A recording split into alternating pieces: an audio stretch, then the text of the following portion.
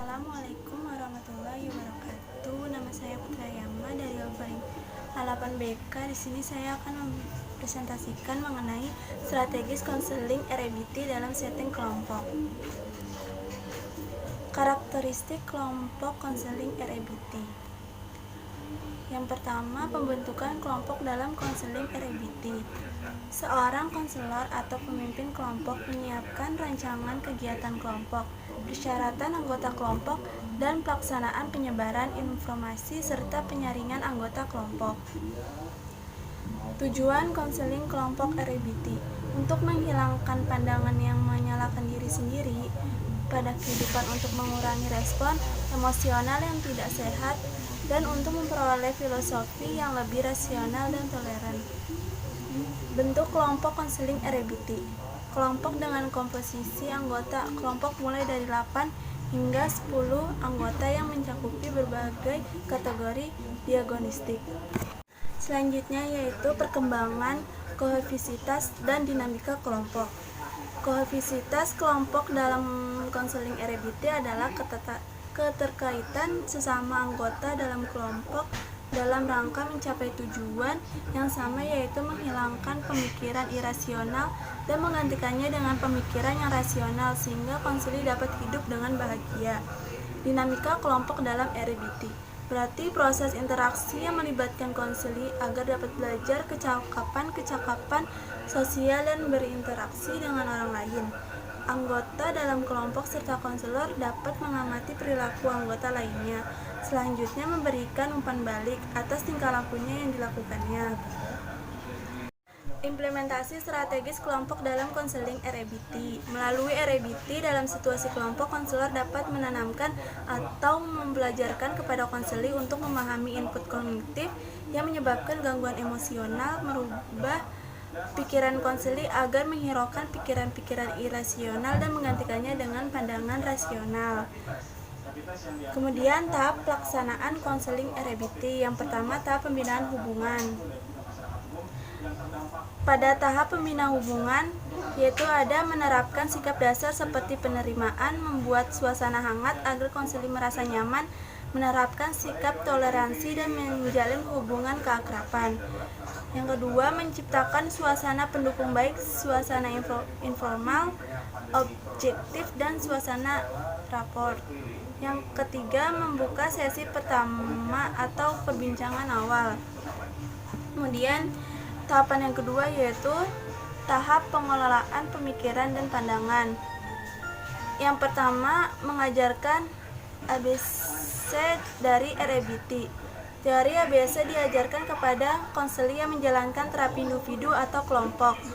Anggota kelompok diajarkan bahwa tidak peduli bagaimana atau di mana mereka pada awalnya memperoleh keharusan mutlak, dan mereka sekarang memiliki kekuatan untuk mulai menyerahkan kepercayaan dan disfungsional ini. Mereka ditunjukkan cara untuk menerapkan teori ABC untuk masalah praktis yang mereka hadapi dalam kehidupan sehari-hari. Yang kedua, perselisihan aktif tentang keyakinan irasional.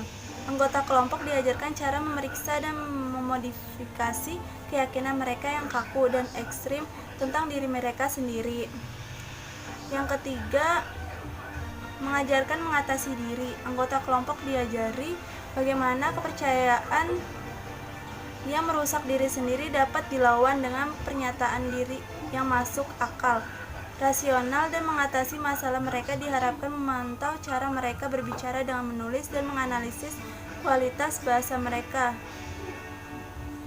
Terus kemudian metode psikoedukasi.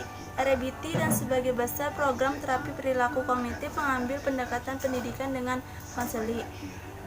Konselor mendidik anggota kelompok tentang sifat dari masalah mereka dan bagaimana perawatan akan dilanjutkan.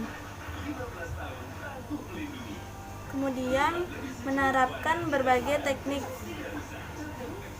debat atau disput. Mereka yang berpartisipasi dalam kelompok REBT diberi tugas pekerjaan rumah kognitif yang terdiri dari cara-cara menerapkan teori ABC untuk banyak masalah dalam kehidupan sehari-hari. Yang ketiga, tahap pengelolaan emotif atau afektif. Yang pertama, penerimaan tanpa syarat. Anggota kelompok sering membebani diri mereka sendiri dengan ketakutan apa adanya dan kemudian ditolak. Pemimpin kelompok dapat mencontohkan sikap penerimaan yang melampaui apa yang telah dilakukan atau dirasakan anggota.